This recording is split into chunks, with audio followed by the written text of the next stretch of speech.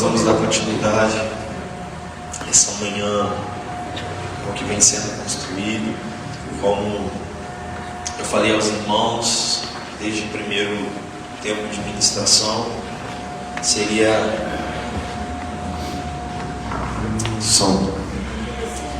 um tempo de construção, aqui, uma edificação contínua, Então nós teríamos aqui diversos ambientes gerados aqui. Então nós tivemos um primeiro tempo em que a ênfase foi a edificação da fé a partir de relatos, de testemunhos. Ontem à noite nós falamos um pouco sobre a importância e o papel do Espírito Santo, da necessidade de nós voltarmos a uma comunhão íntima com o Espírito e o quanto isso é determinante na missão. E Deus veio com um selo ontem aqui de fogo sobre muitos corações. Houve um ambiente de liberação. E hoje nós queríamos nessa manhã trabalhar um pouco de entendimento em relação a algumas questões referentes à missão. E se Deus permitir, está um dia bonito, eu vou tentar remir o tempo para que a gente consiga. Nós queríamos fazer um desafio também prático de evangelismo. Então, a sua Bíblia,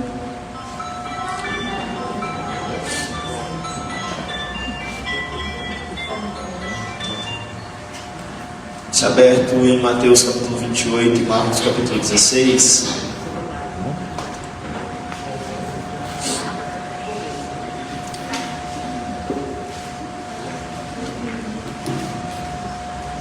Existe um mandato de envio de Jesus à igreja, aos seus discípulos, em Mateus 28 e Marcos 16. Só que esse envio ele tem perspectivas diferentes. Aquilo que está em Mateus 28, ele tem diferenças daquilo que está escrito em Marcos 16. E nós precisamos olhar essa ótica do envio a partir dessas duas perspectivas. Mas antes eu sinto fundamental uma coisa. Nós falamos muito ontem sobre ouvir o Espírito Santo, sobre ser guiado pelo Espírito Santo, sobre as palavras do Senhor vivas, remas, reveladas, que nos movimentam. Mas eu sinto de colocar uma outra base que equilibra com isso. Senão às vezes a gente vai achar que nós vamos nos mover apenas pela palavra revelada ou por uma palavra viva do Espírito Santo. E, irmãos, não é assim. A Bíblia é um livro inspirado pelo Espírito de Deus. E o que está escrito, está escrito. Estamos juntos? Nós temos uma base de fé que é a palavra, que é fiel e verdadeira. E nós já temos aqui diversas palavras do Senhor, a qual nós precisamos obedecer. E as palavras do Espírito Santo, elas são vivas, porque elas vão revelar, às vezes, algo dinâmico, algo específico, algo pontual. E sempre a palavra do Senhor, ela vai concordar com um texto bíblico. Mas, queridos, nós vamos encontrar missionários no campo, nós vamos encontrar ministros que estão se movendo, gastando as suas vidas pelo Evangelho, porque eles ouviram muitas das vezes uma expressão, uma palavra específica do Espírito Santo, enviando a eles aquele contexto. Ou simplesmente nós vamos encontrar pessoas do campo. Uma vez a gente conheceu uma missionária que se gastava do bem dos indígenas. A gente perguntou como foi o chamado. Ela falou: eu li uma palavra e eu obedeci. Estamos juntos, queridos? Amém, queridos? Amém. É bom buscar, sim, uma palavra. Quando Deus ele fala algo acerca da nossa identidade, algo específico, algo individual, é maravilhoso. Isso nos traz direção, isso nos aponta no norte. Mas, queridos, leia a palavra e obedeça a palavra. Amém? Amém. E Jesus já disse na sua palavra muitas coisas. Uma delas é sobre esse comissionamento para irmos e fazermos discípulos, para irmos e pregarmos o Evangelho. Eu comecei a fazer discípulos assim, Não foi alguém que falou para mim, instruiu o cara, esse versículo. Eu li isso na palavra. E eu falei, uau, cara, eu preciso obedecer a Jesus. Jesus se moveu assim, eu preciso me alinhar com isso. Estamos juntos? Amém? Amém? Amém. Então, queridos, nós já temos a palavra, a escrita de Deus, a qual nós temos que obedecer, mas nós precisamos entender. Amém? Amém. Nós precisamos ter entendimento. Então, eu pretendo gastar um pouco de tempo essa manhã, já que nós tivemos um ambiente de liberação aqui no alto, foi uma pregação, né? Com uma característica, hoje eu queria tentar trabalhar um pouco mais assim, para a gente abrir um pouco de entendimento relacionado a alguns aspectos da missão. Irmãos, eu estava aqui, a gente estava orando, começamos a orar pelos lugares, e vi uma medida muito grande de... Irmãos, o Espírito Santo ele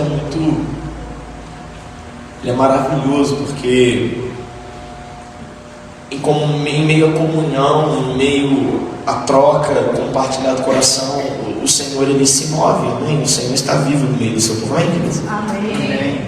E eu tenho visto conversas muito inspiradas pelo Senhor. As conversas que eu tenho tido nesses dias aqui têm sido muito pontuais, têm sido muito específicas, né, da parte de Deus. E hoje de manhã eu estava orando e a gente começou a conversar sobre algumas coisas lá, e aquilo que a gente conversou, cara, mal sabia eu que já era uma ministração do Senhor. O Senhor falando coisas proféticas. Nossa, eu estava quebrando, e de repente, cara, veio um sentimento do coração de Deus tão profundo por aqueles homens e mulheres que entregaram voluntariamente as suas vidas e gastaram as suas vidas em prol do Evangelho. Cara, me veio um sentimento, sabe, do amor de Deus tão profundo em memória de homens e mulheres que perderam a sua vida para que outros pudessem ganhar. Estamos juntos? Amém. Irmão, quem já ouviu a experiência dos jovens moravianos?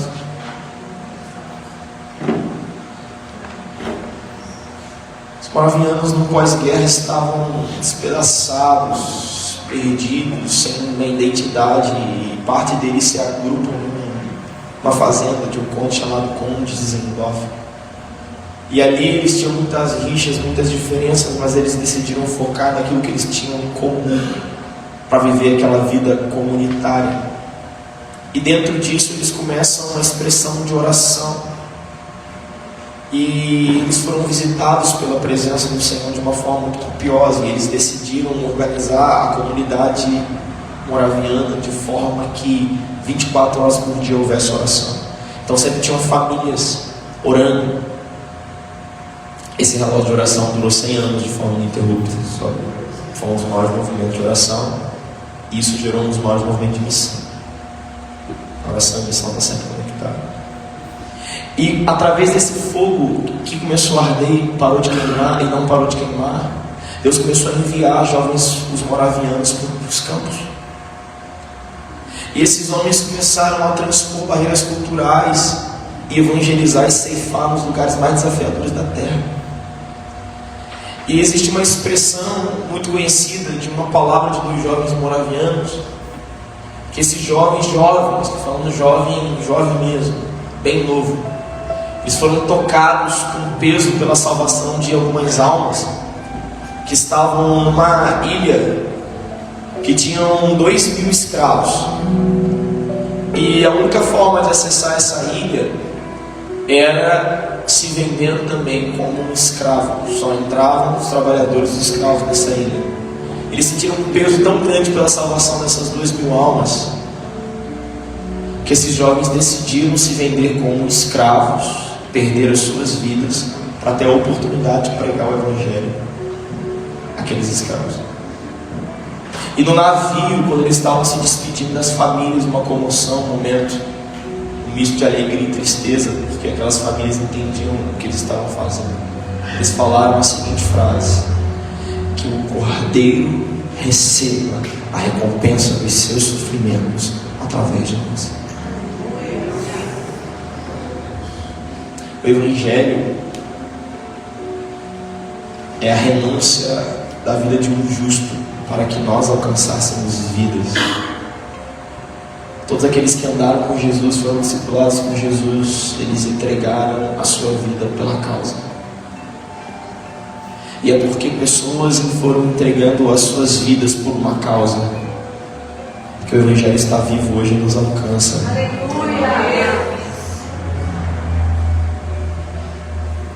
Quando eu estava aqui, sabe, eu vi uma onda do coração de Deus tão forte pela memória desses homens e mulheres. E queridos, eu queria falar algo, né? Eu queria falar do legado de uma obediência a ouvir do Senhor. A gente não tem a noção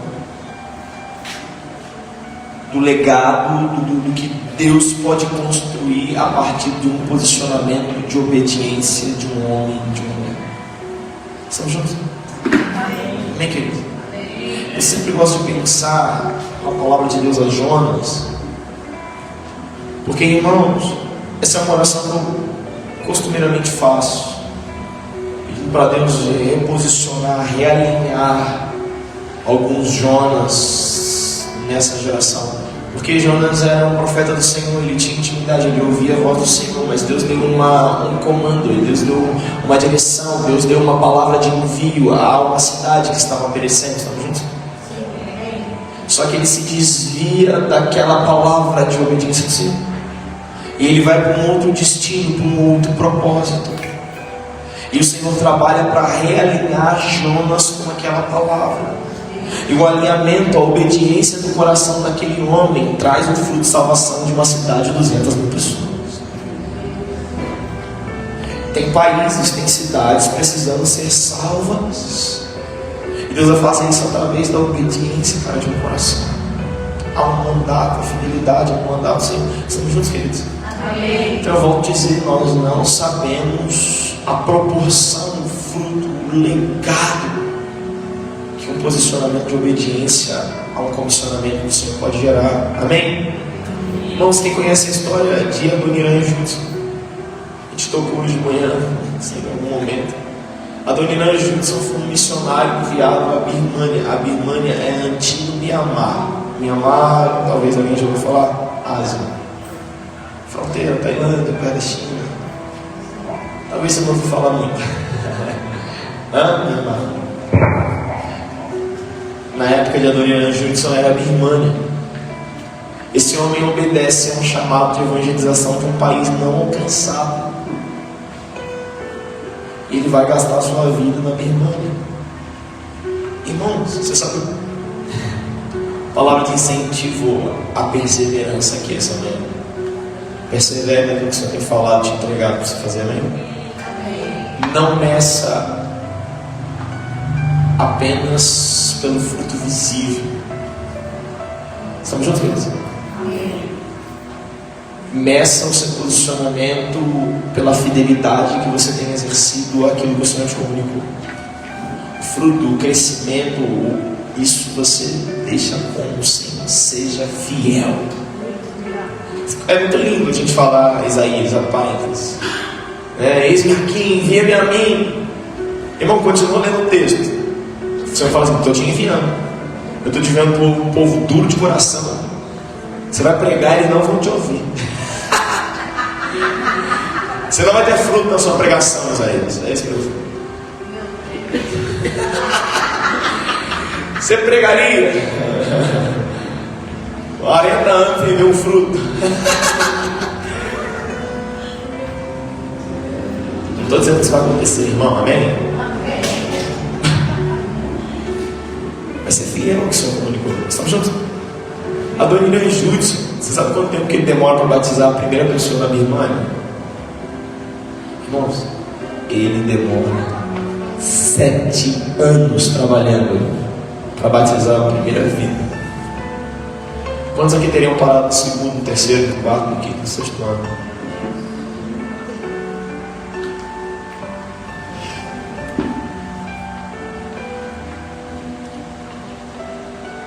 Agora é quando a primeira se converteu, não. tem um romper do Senhor naquela nação. E as igrejas que tem hoje no Mianmar ainda são frutos do trabalho de Adoniram Judith no passado.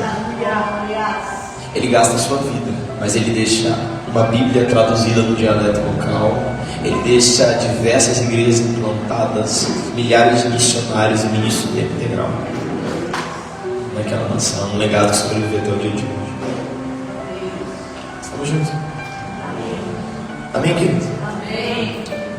Recentemente eu estava em Pará, eu estava conversando com os irmãos, o Senhor falou comigo para fazer um ato profético lá no Pará, porque o Senhor me lembrava, né, da história de Daniel Berg, seu parceiro de missão, né? O Narvin e Daniel Berg, sueco, né? Irmão, esses homens passam por uma reunião de oração em Azusa,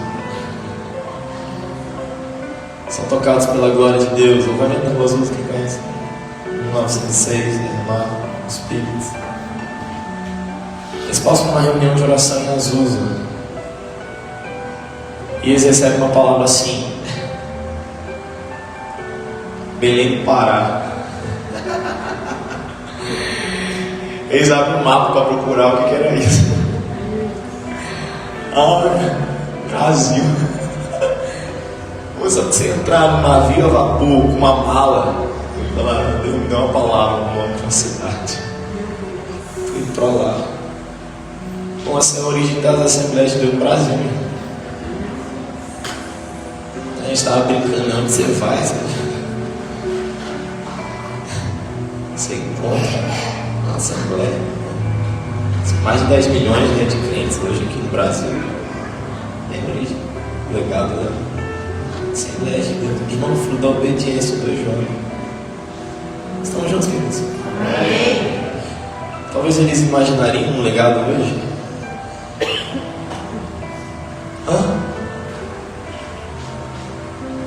Talvez eles nem imaginam o legado de um posicionamento de obediência. Estamos juntos, queridos? Amém, meus irmãos? Amém? Amém. Então, querido, eu poderia falar aqui de muitos exemplos, mas eu queria trazer a sua memória quanto o posicionamento de obediência pode construir, sabe, algo eterno, um legado eterno. E eu queria falar aqui sobre essa grande comissão que Jesus nos envia. Vamos ler Mateus 28, Marcos 16.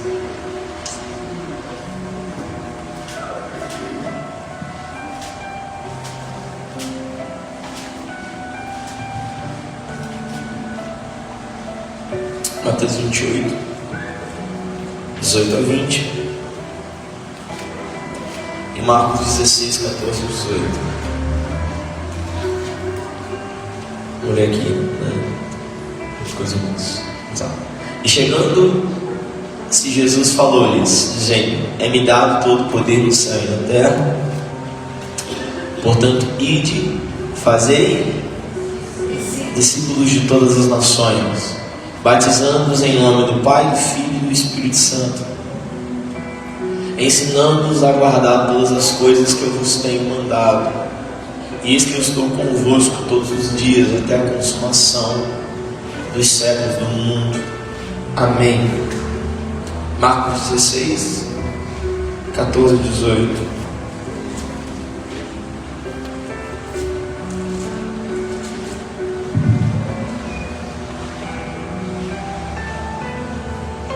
Finalmente apareceu aos 11, estando eles assentados à mesa, lançou-lhes em rosto a sua incredulidade e dureza de coração, por não haverem crido nos que já o tinham visto, já ressuscitado. E disse-lhes: Ide por todo o mundo, pregai o Evangelho a toda criatura. Quem crê e for batizado será salvo, mas quem não crê será condenado.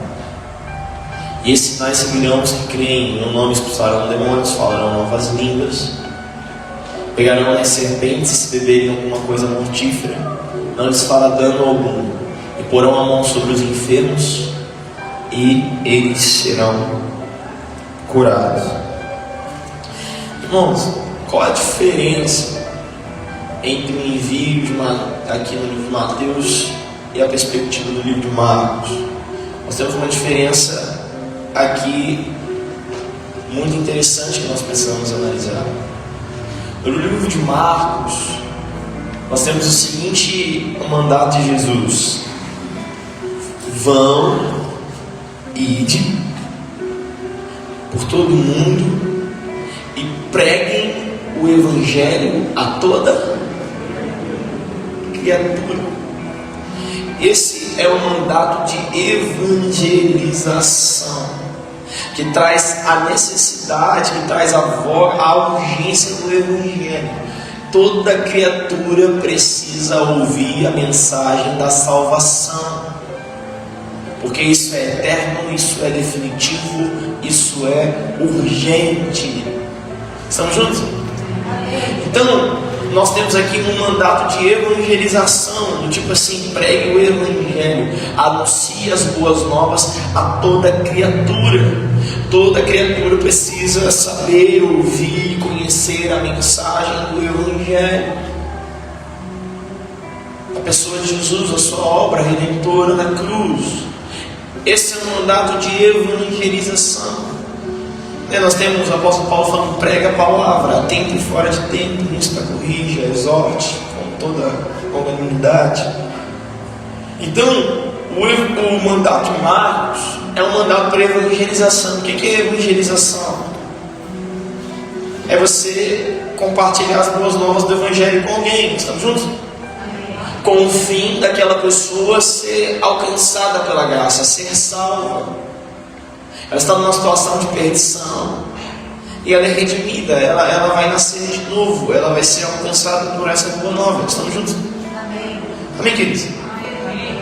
Então, Jesus está olhando para todo o globo e falando: está aqui, ó, todas as cidades, continentes diante de vocês. Pregue o evangelho a toda criatura. Estamos juntos? Amém. Agora, qual é a diferença de Mateus? Mateus está dizendo o seguinte: ide e façam discípulos de todas as nações. Irmão, peraí, batizando em nome do Pai, do Filho e do Espírito Santo.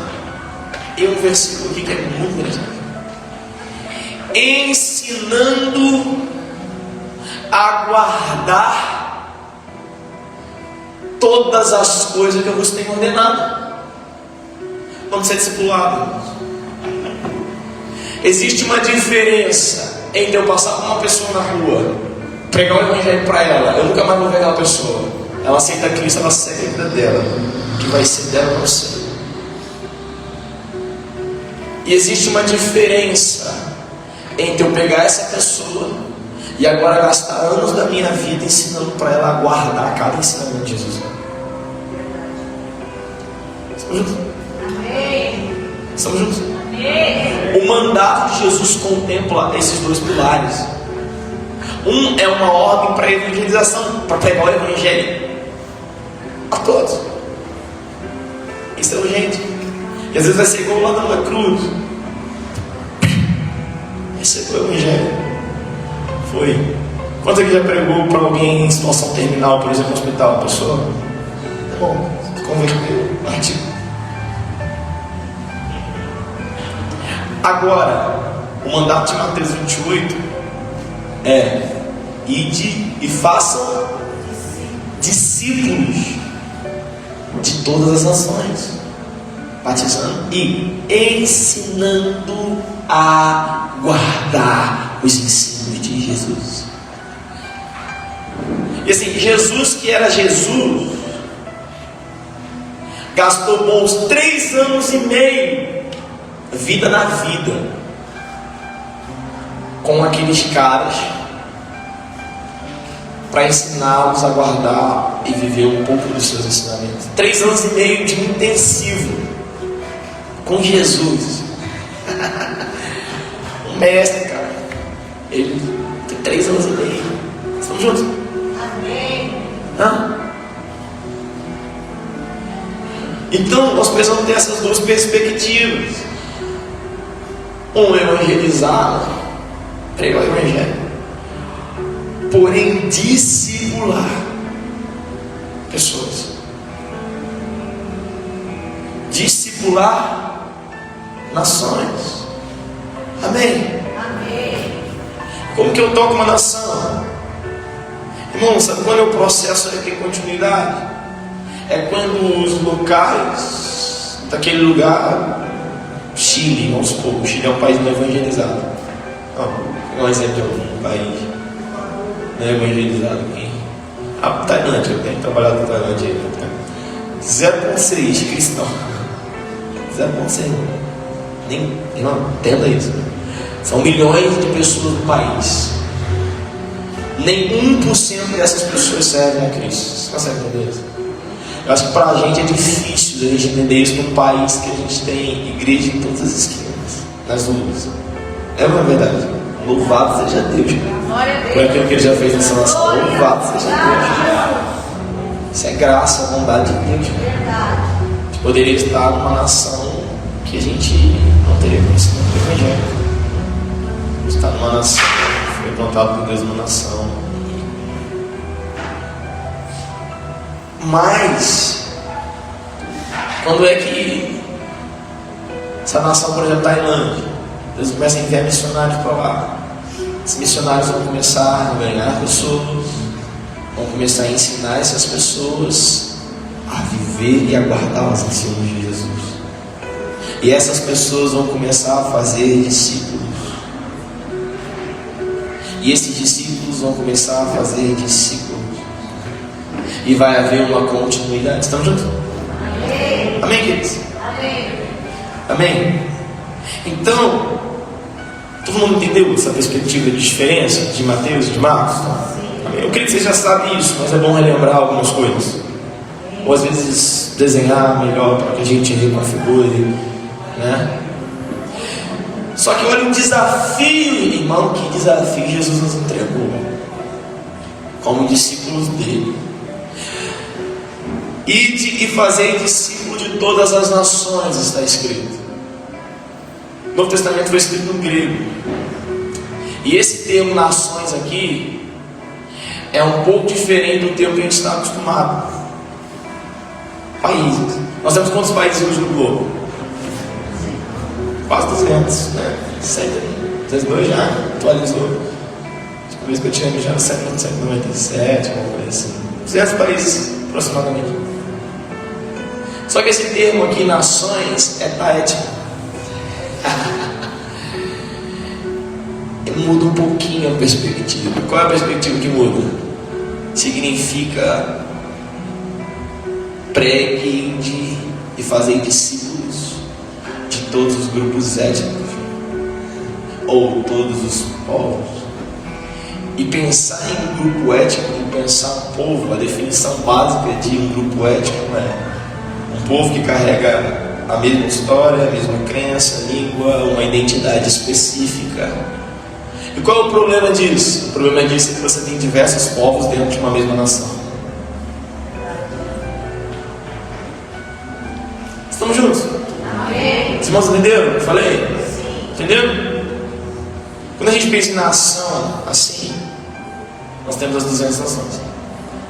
Só que quando a gente volta ao entendimento um pouco mais profundo desse termo, etnia, nós temos diversos povos dentro de uma mesma nação. E eu vou te dar um exemplo bem próximo. Brasil.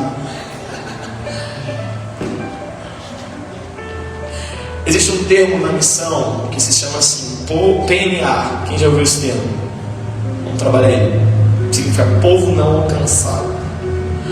É mais ou menos assim, é quando não existe um testemunho de uma igreja, de missionários, não existe uma expressão do cristianismo avançando naquele determinado segmento, então é um povo que ainda precisa receber o alcance do Evangelho. Estamos juntos?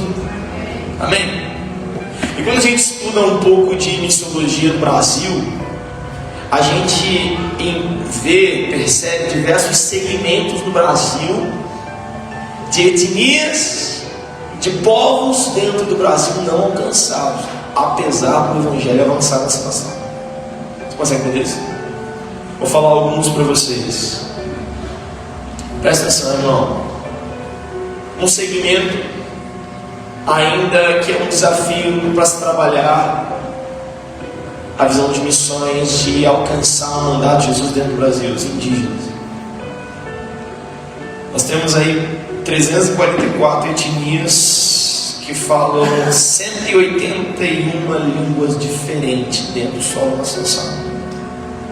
E dessas 164 ainda são consideradas não alcançadas. Tipo assim, sem engajamento de igreja, sem a presença de um missionário, sem conhecimento do Evangelho. Essas etnias com pouco ou nenhum conhecimento de Cristo estão espalhadas por todo o país, sendo a maior predominância nas regiões norte e nordeste. Há dezenas de etnias com portas abertas, né, assim, com facilidade, né, de relacionamento. Eu dei o exemplo da tribo Maruai, São José, que falam de dialeto chamado Macuxi. Alguém que conhece, sabe Macuxi? Irmãos, investimento de quase 20 e poucos anos, existe uma língua, um dialeto Macuxi, uma Bíblia em Macuxi. Eles têm uma Bíblia traduzida para a sua própria língua. Amém? 20 anos, é uma tribo, uma etnia que foi tocada por Evangelho. Agora nós temos dentro do Brasil 344 etnias que falam 181 línguas diferentes. O que o Evangelho chegou? Entende o tamanho do desafio disso? O mandato de Jesus de ir e fazer discípulo dos povos, das etnias, inclui esse desafio. Amém? Amém. Ribeirinhos, distribuídos pelas centenas de rios em Guarapé, na bacia amazônica, a maior concentração de ribeirinhos do país, com cerca de 37 mil comunidades ribeirinhas no meio do rio. Em um raio de 100 quilômetros das principais cidades. Grande parte dessas comunidades ribeirinhas já foi tocada e alcançada.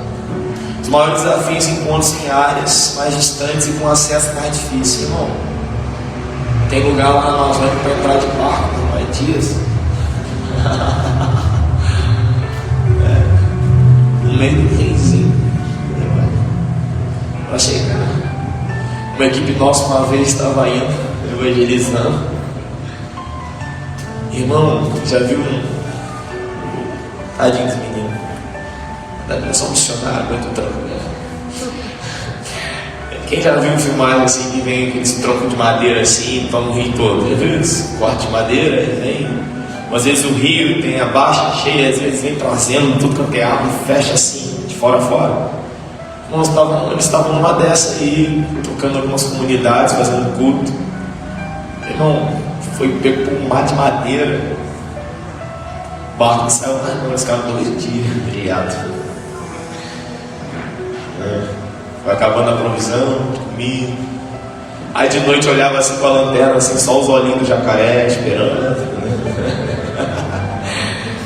Aí pegaram um barco mais rápido, tinha uma voadeira lá que eles chamam lá para poder seguir e resgatar o pessoal. Nós fomos lá no Amazonas e o que mais me chamou a atenção é que tem igreja, porque a igreja é fácil construir. Eles pegam madeira, levantam, eles juntam rapidinho. Mas eu entendi que não foi uma coisa que foram várias. Não tem pastor, não tem igreja. Fechado. Falta de obreiros. E as pessoas esperando pessoas para serem do pastor, não tem gente que tem a disposição para viver aquilo na realidade. Então o pastor, por exemplo, você está falando assim, tem igreja, tem povo, está evangelizado, mas Falta os obreiros trabalhadores. o que acontece? Por que não levar um obreiro lá dentro? Porque a cultura deles é tão diferente que eles não vão visitar o evangelismo. Então, beleza é pescar, comer para plantar farinha, mandioca, e não tem isso que nós temos de esse engajamento de evangelizador. Então, esse é o mais triste. E tem igreja para todo mundo. Nós enviamos uma equipe a um lugar chamado Atumã. bem lá dentro. Uma irmã que ela mora aqui, ela veio de lá, chegou um pedido de socorro de uma pessoa que estava precisando de suporte. Era uma nova convertida, ela se converteu e ela abraçou a responsabilidade de tocar a comunidade dela. E ela começou a fazer o que ela sabia, né? E assim, 100 crianças vindo, participando, e ela não tinha nada, ferramenta, estrutura, entendimento, conhecimento, nada, nova convertida, cara. E ela começou a pregar o que ela sabia, compartilhar o que ela sabia. Deus começou, sabe, a tocar pessoas. E ela falou: preciso de ajuda, preciso aprender, preciso. E ela pediu auxílio, né? A gente passou uma equipe lá, né? Ficou um tempo lá com ela. Falta de obreiro, falta de trabalhadores, né? Aquela palavra de Mateus 9 é muito real, né? Orai para o Pai enviar trabalhadores, porque a seara é grande. Você não consegue ficar lá porque o lugar tem internet.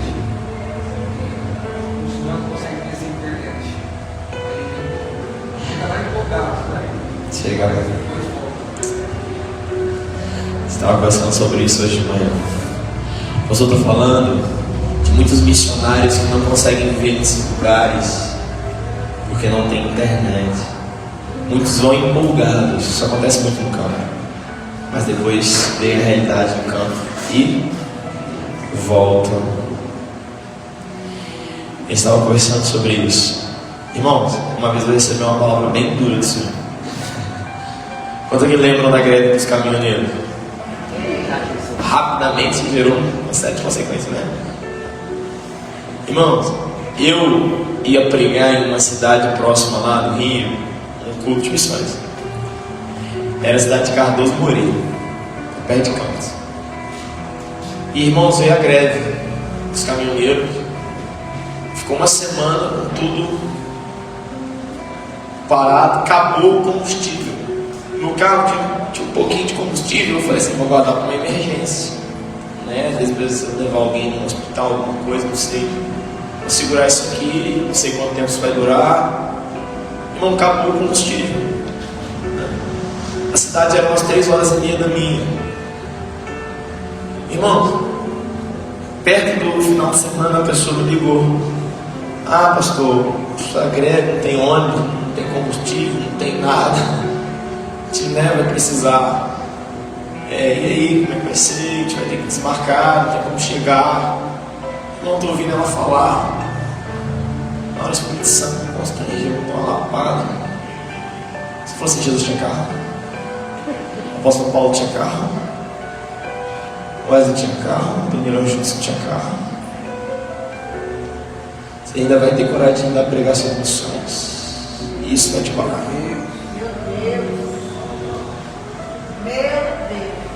Irmão, eu falei assim: irmão, não tem importa do jeito que eu vou chegar aí, pode montar que eu vou pregar.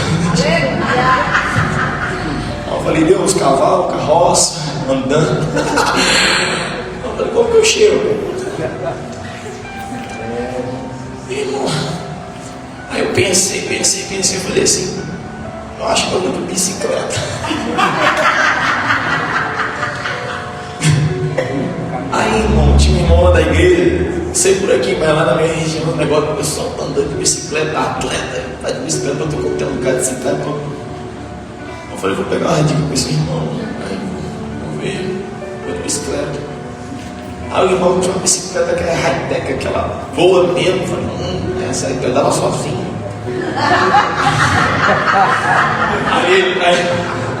Aí ele fez os cálculos. Então, vamos fazer o cálculo aqui, né? Como é que vai ser? Onde que é? Tal lugar. Eu acho que você sai às 5 da manhã, você chega na hora da pregação à noite. Eu falei: isso tudo? Ele falou: se você manter tantos quilômetros por hora de média, que é pedal forte. Eu falei. As instruções dele, ele falou assim: é o seguinte, ó, você vai comer a partir de agora, vai começar a comer mingau de aveia, batata doce, não sei o que. Tal quilômetro você vai parar, você tem que comer muito macarrão para repor. Aí ele falou assim: tem uma pílula aqui, se você estiver morrendo, toma ela. Isso aqui é uma bomba de energia. Eu falei: tá bom. Peguei a roupa, a bicicleta, a instrução do irmão. Irmão, 4 da manhã. Aí Senhor, isso é uma vergonha para mim se não chegar lá para pregar o evangelho. Eu chego, prego e caio.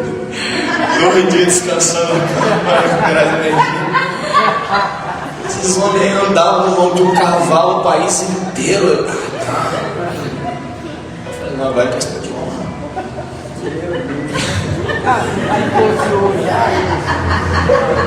Você tá rindo que não foi com você.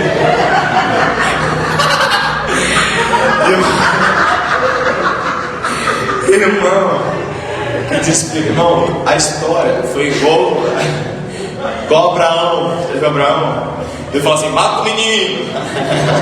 Abraão, vai matar o menino. Ele falou, não mata mais o menino. Eu falei assim, irmão, acordei 5 da manhã, 4 e pouco. Preparei, comi meu mingau de aveia. Botei aquelas roupinha estranha, irmão. Não sei se você quer. Tem um colchoamento aqui atrás assim. Ele falou, você precisa disso, senão você não vai aguentar chegar lá. É muito tempo. Irmão, me vesti. Tô lá, irmão, preparando. Minha esposa olhando pra mim assim. Não fala nada não, só lá. Irmão, eu tô preparando para sair de casa. Meu Deus, obrigado pela vida dos discípulos, filho espiritual. Obrigado, porque aí salva a gente de vez em quando. Irmãos, tinha um amigo, um discípulo, e quando eu falei que ia fazer isso, ele falou assim, você vai sozinho? Ele falou, não, eu vou também. Não, você quer? Eu falei, mano, você tá ligado? Não importa se você vai, eu vou. Não, você não vai sozinho não, tem que arrumar uma bicicleta, Acho que ele ia até com aquelas, né? Monarque. Calói, Monarque sem marcha. que aparecesse, né? Ele ia montar aquele ali, ó, escudeiro. E tá aí tentando arrumar uma bicicleta às 4 da manhã. Ele falou, não, você não vai sair daqui sem mim. Aí, irmão, ele liga pro irmão dele. O irmão dele emprestou uma bicicleta. Ele falou, irmão dele, o que é? Eu tô em Macaé, ele viaja muito, irmão dele. Ele falou, não tô em Macaé, mas pra que é? Foi pra tal coisa. Ele falou, não faz isso não, pelo amor de Deus. Meu carro é a gás. Meu carro tá com o combustível completo, tá com o tanque cheio. E porque o abastecimento do gás é via tubulação, não é por caminhão, tem alguns postos que a gente tem contra gás. Então assim, vai dar pra você chegar bem longe, é só, né, você para ter um posto no caminho que tem gás. Aí ele falou, vai pro meu carro. Aí ele falou, mano, eu tenho um carro. Tu és fiel, Senhor.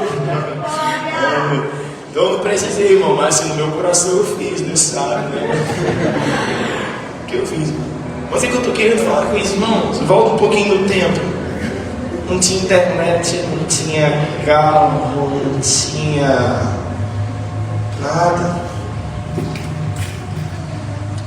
E os missionários do Senhor rompiam territórios, encaravam os desafios, evangelizavam nações, irmãos.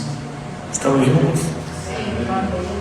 Lucas falava comigo algo muito interessante. Uma vez a gente estava conversando sobre isso, sobre Filipenses capítulo 2. A palavra fala que Jesus, ele se esvaziou da sua glória e ele tomou a minha forma de homem, de servo, a sua forma, semelhança à figura humana. O padrão de missão ainda precisa ser um padrão celestial. E não existe avanço missionário sem nos esvaziarmos de toda a nossa cultura, de todos os nossos pensamentos, de tudo aquilo que a gente adquiriu como estilo de vida. Para que a gente se esvazie e tome a forma daquele povo que o Senhor está nos enviando a servir. Isso que eu estou falando, o missionário chega, não tem internet, não consegue ficar. Estamos juntos, irmãos? Amém.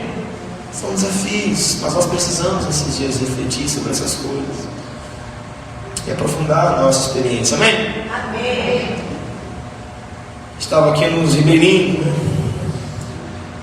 Ciganos. Irmão, presta atenção. Existe uma etnia no Brasil chamada Caló. Nós temos quase 1 milhão no Brasil desses ciganos, dessa etnia, desse povo que mora no país chamado Brasil, mas é um povo específico. É um povo que vive a sua cultura e que fala um dialeto chamado Xibe. Você conhece o Xibe? Também não. Não precisa pregar o evangelho para esses ciganos, precisa aprender o Xibe. É um povo não alcançado dentro da nação que está sendo alcançado. Lá vem o desafio missiológico. Há poucos anos atrás, nós tínhamos apenas o livro de Esther, traduzido para o Chile. Estou falando de uns 5 anos atrás. Hoje eu não sei como está o avanço da tradução da Bíblia nesse dialeto. E nós falamos de quase 1 milhão de pessoas. Isso é algo muito expressivo. Amém? Amém. Outro povo não alcançado ainda no Brasil, os sertanejos. A presença evangélica entre os sertanejos cresceu muito nos últimos anos, mas a evangelização continua sendo um grande desafio, com muitos sítios e povoados ainda não alcançados. Nos últimos 10 anos, centenas de assentamentos entre sertanejos têm tido a aproximação da igreja brasileira, que a gente deve louvar a Deus, mas existem ainda pelo menos 6.000 assentamentos sertanejos sem a presença do evangelho. Quilombolas. Os quilombolas são formados por comunidades de afrodescendentes que se alojaram em áreas remotas. Nós temos lá pertinho da gente, lá em Samã, comunidade quilombola. Nos últimos 200 anos estão em todas as regiões do Brasil, com maior predominância na região Nordeste. Estão em quase todos os estados, exceto Acre e Roraima, onde ainda não há comunidades certificadas pelo governo. Atualmente, 3.271 comunidades quilombolas catalogadas. Contudo, o número das comunidades quilombolas não catalogadas, nós podemos ter pelo menos mais 5.000 comunidades quilombolas em todo o território nacional. E estima-se que pelo menos 2.000 dessas comunidades permanecem sem a presença da Igreja de Cristo. Talvez esse aqui seja um pouco mais próximo da sua realidade. Os imigrantes. Quem aqui já teve contato com pessoas de outras nacionalidades que moram no Brasil? Há no Brasil uma boa representação de imigrantes de aproximadamente 100 países, com uma população de pelo menos 300.000 pessoas no Brasil. E assim, se for trazer dados mais atualizados, com toda essa questão, né, de, às vezes, de saída de refugiados e tal, isso cresceu muito no Brasil. A quantidade de haitianos no Brasil é muito grande. A gente estava falando da imigração venezuelana. Se a gente for ver, a própria comunidade afegã no Brasil tem crescido muito. Depois, né, todo mundo que acompanhou o que aconteceu lá no Afeganistão recentemente. Está cheio de muçulmanos. Muçulmanos Crescendo o islamismo dentro do Brasil. crescendo o islamismo. Crescendo o islamismo no Brasil. A gente estava fazendo dever de casa, contando um pouco sobre a cidade de Marília. A gente viu que a imigração japonesa também aqui é muito forte. Né?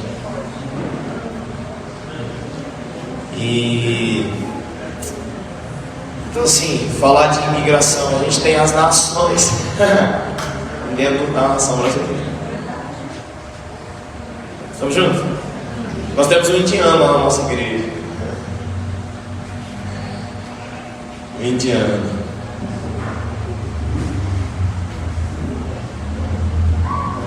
Mas é algo que nós como igreja precisamos o quê? Refletir. Isso é um desafio missional, missiológico. Estamos juntos, amém, queridos? Amém. Né? E uma das características falando de desafio de cidade, né? Tá falando aqui, né, dos muçulmanos, falando aqui dos irmãos japoneses e outras nacionalidades. Então, assim, a missão da igreja.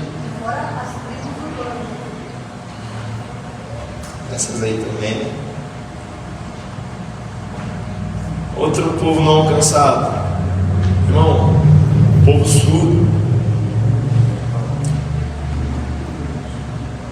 Por que nós consideramos os surdos como um povo não alcançado dentro do Brasil? Segundo dados do IBGE de 2016, o Brasil tem quase 8 milhões de pessoas com deficiências auditivas e dificuldade de comunicação. Totalizam 6,7% da população brasileira. Nos últimos anos, a igreja ela começou a se envolver mais com projetos para comunicar o evangelho aos surdos na língua de sinais. Nós temos visto bastante crescendo, né? Cursos com tradução na língua de sinais, investimento. Eu conheci, quando eu fui em Brumadinho, o pastor Ronilson, de Belo Horizonte. A gente foi trabalhar em Brumadinho quando aconteceu aquela catástrofe. O pastor Ronilson, ele dedica a vida dele para trabalhar com os surdos. Ele implanta a igreja para os surdos. Ele discipula pastores e treina pastores surdos para alcançar outros surdos. Ele faz isso há pelo menos 2 décadas. Ele vai implantando igrejas, treinando ministros. Simplesmente Deus colocou um peso de compaixão, né? Abriu os olhos do entendimento dele para essa realidade e ele começou a se mover, né? Ele tem feito algo lindo. Irmão, eu nunca evangelizei um surdo, né? Alguém aqui já teve uma experiência, tem um parente próximo, irmão? Oi? Dentro do ônibus, o irmão conhece a linguagem de escrevendo? Escrevendo. A minha esposa sabe um pouco da linguagem de sinais. Como você fez? Jesus Na- te ama. Na Marilã, na onde eu trabalhei Então, sabe lá. como que é amor no final? Não, trabalhando assim, na Marilã, você falando assim, mexendo com a boca, alguns deles conseguem ler o que você está falando. E dessa forma, dava para ir falando.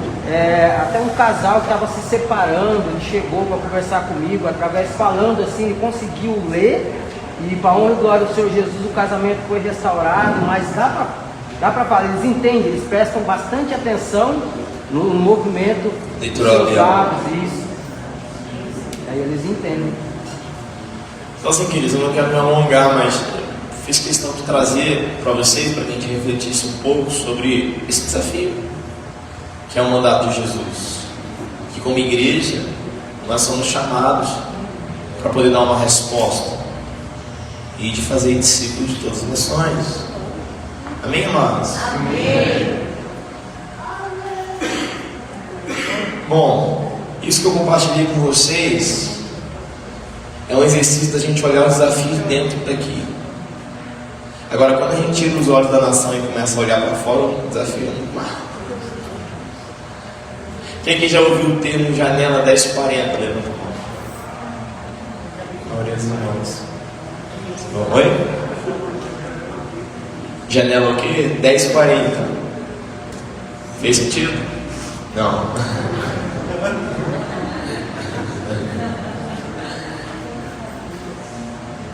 A janela 1040 é quando esse termo foi uma reflexão na década de 90, justamente da igreja observando, né, a configuração mundial, os desafios de evangelização global e pegando pontos, né, da latitude e da longitude no globo Nós temos uma janela, né, que pega parte da Europa, África e Ásia, onde nós temos diversos países, que é como se fosse o maior desafio para a evangelização global. São países que tem 0,5% cristão, 1% cristão, 0,02% cristão. Então, quando você olha essa janela, ali está a maior concentração de PNAs, ou países não alcançados por hoje. Né? Então, queridos, nosso desafio como igreja grande, estamos juntos? Amém. Mas eu queria te dar uma boa notícia. Abre comigo em Apocalipse, capítulo 7, 9.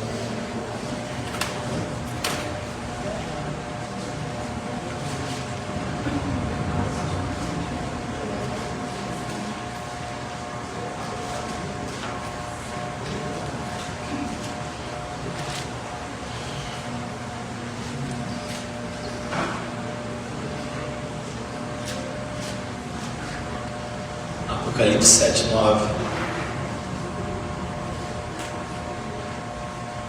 Olha que interessante. Depois dessas coisas olhei, e eis aqui uma grande, a qual ninguém podia contar, de todas as nações, tribos, povos e línguas, que estavam diante do trono, perante o Cordeiro, trazendo vestiduras brancas. E João viu coisas proféticas, coisas que ainda não aconteceram, mas isso aqui já mostra uma palavra vitoriosa em relação ao cumprimento da grande comissão. Volto a repetir: a igreja entrega os seus frutos. Jesus disse que ele estava entregando a vinha na mão de outros trabalhadores que dariam os seus frutos. Estamos juntos, queridos? Amém. Amém? Mas assim, é muito importante momentos como esse, que nos trazem reflexões, que nos trazem a responsabilidade do tamanho desse desafio e o quanto cada um está aqui é responsável por isso. Mateus 28 e Marcos 16 é para mim e para você. Estamos juntos, irmãos? Não pode ser às vezes fácil estar aqui, chegar, você contar muito testemunho, falar, pregar, orar. Aí você falar, mas isso é o irmão que é missionário, irmão.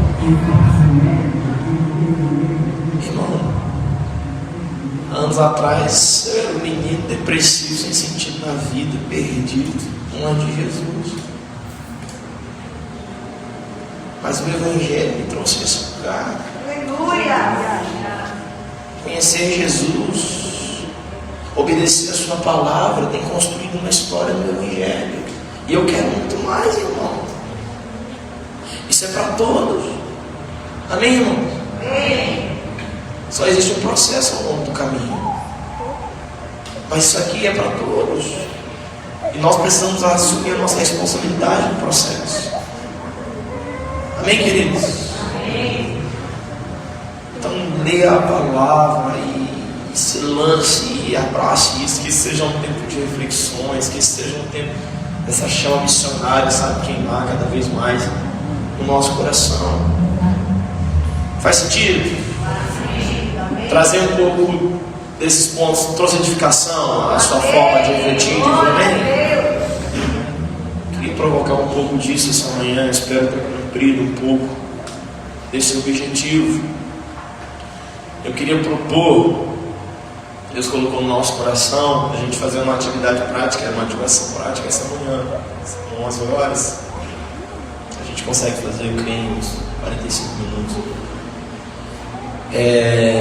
Irmãos, nós queríamos fazer, e aqui a gente vai olhar, né, para Marcos 16, aí prega o Evangelho, né, chamada evangelização. Então nós queremos fazer aqui uma atividade de evangelismo prática essa manhã. Como que essa atividade vai acontecer? Ela vai ser simples, mas eu creio que ela será muito efetiva. Amém? Estamos juntos? Amém. Estamos juntos? Amém. Quem está disposto? Amém? Irmãos, nós vamos fazer o seguinte. Vai ser simples. Eu gosto muito de trabalhar avanço em terra com avanço nos céus. Deixa eu explicar isso. Bom, né? Às vezes quando o Senhor traz algo, a gente é fundamental explicar. Uma vez eu tive uma experiência, foi uma visão. Algo que eu já tinha entendimento, mas que aquela visão desenhou para mim. O Senhor mostrava um exército por terra, indo para poder tomar um lugar, uma fortaleza. E havia muitos naquela fortaleza, era como se fosse um monte. Havia uma resistência com armas muito fortes. E aqueles soldados estavam indo por terra para tentar tomar aquele lugar. E havia vantagem daquela resistência, daquela fortaleza. Só que aí chegava o apoio aéreo. Chegavam aviões e, irmão, uma bombinha do avião lá do apoio aéreo já acabava com aquela resistência e os soldados conseguiam entrar naquela fortaleza. Estamos juntos? Então, eu gosto muito de caminhar o avanço do evangelismo, da obra missionária, com apoio aéreo. Então, quando a gente trabalha em pactos evangelísticos e tal, a gente sempre trabalha também a equipe que está em intercessão pelo avanço daquilo. Então, nós vamos trabalhar esse fundamento. Então, eu vou separar essa manhã 10 irmãos que estarão permanecendo aqui, cobrindo de oração a atividade que vai ser feita. E os demais irmãos nós vamos separar em grupos de 3 a 5 pessoas. E eu vou dar um desafio. Quantos aqui guardam desafio?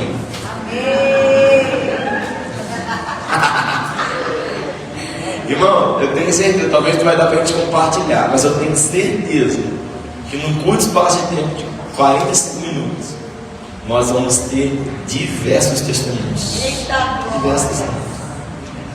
Eu vou separar em oração do Espírito Santo e direciona para comunicar algo a alguém. Irmão, Deus está fazendo algo na vida de alguém. E a gente vai participar disso. Estamos juntos? Qual vai ser o desafio? Nós vamos enviar grupos. Já fiquei sabendo que tem uma fileira 15 minutos aqui que dá um monte de gente. Eu não sei para onde Deus vai direcionar você e seu grupo, mas você vai ter um grupo aí de pessoas, cada um com a sua experiência, seu dom, seu talento, sua forma de servir a Deus. Você vai ter a geografia ao nosso redor como campo, 45 minutos e 3 metas para você cumprir. Metas para você cumprir. Primeira meta: pregar a palavra a alguém, independente de quem no grupo vai fazer. Vocês vão fazer juntos, né? Mas são 3 metas para cada grupo. Pregar o evangelho para alguém. Segunda meta: orar por alguém. Diferente da outra pessoa que você pregou o evangelho. Terceira meta: abençoar a vida de alguém. Eita, olha. Com que forma? O Espírito Santo vai direcionar vocês. Suar com lanche. Leva perto de bolo aqui. Pastora prática, né? Daqui já, ó. Vai no. Bom, às vezes o Thiago vai chegar lá na rua e falar assim: dá o boné. Aquele irmão que não tem cabelo.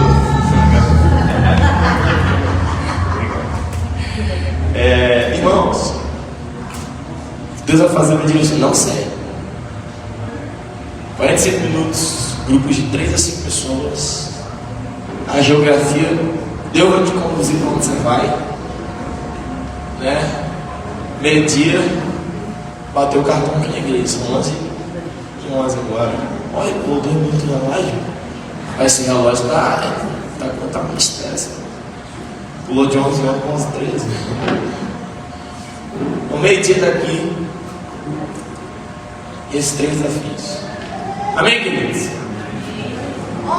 Pode aproveitar e evangelizar? Convidar pessoas para a igreja? Claro, pode. Convidar para o culto mais tarde, fazer um convite, com certeza. Cadê o grupo? Quem é o grupo que vai ficar? Geralmente tem Irmãos, crianças de coro, bebezinho, idosos, quando ficar,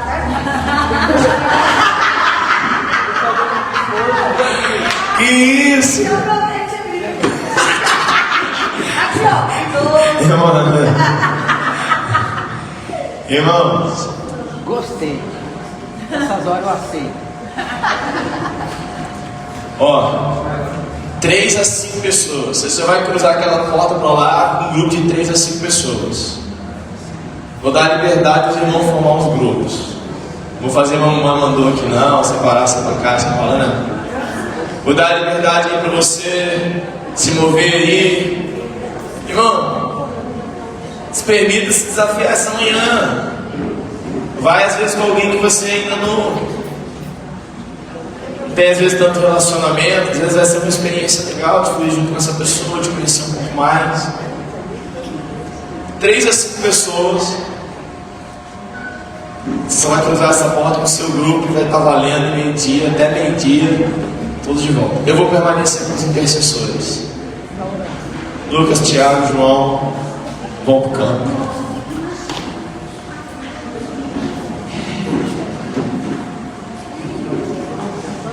Cadê?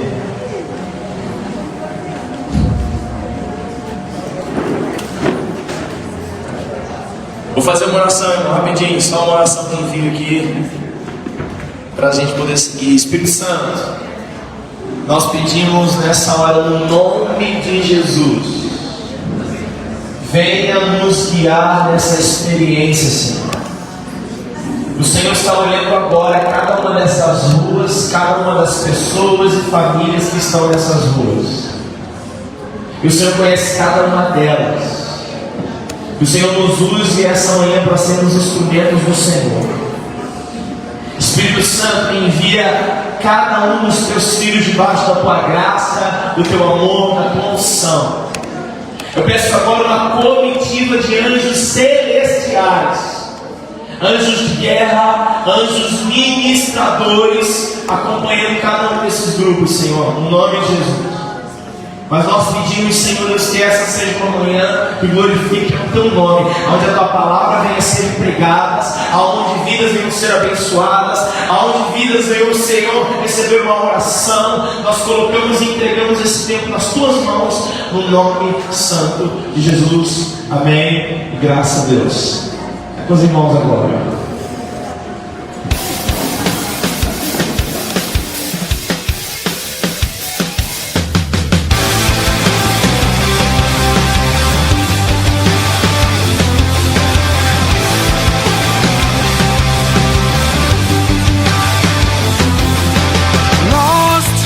My heart is hard as stone. On my own, alone, I carry it home. Gone. I used to wait. A gente tá na segunda parte agora. A gente acabou de chegar da igreja e Deus já instalou de novo. Agora a gente tá fazendo uma missão aí. Fala aí. A gente tá aqui levando, meus irmãos, a gente tá levando aqui um rapaz que estava deitado ali à frente do UPA. Aconteceu que o inimigo colocou medo, ele tinha medo de andar. E a gente foi lá, orou, profetizou na vida dele e ele ia voltar a andar. Ele deu uns passos lá, já começou a andar.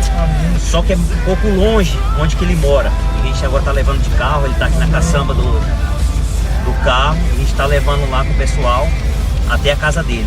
Então essa é a nossa missão de hoje de manhã. The start of something new is what I find.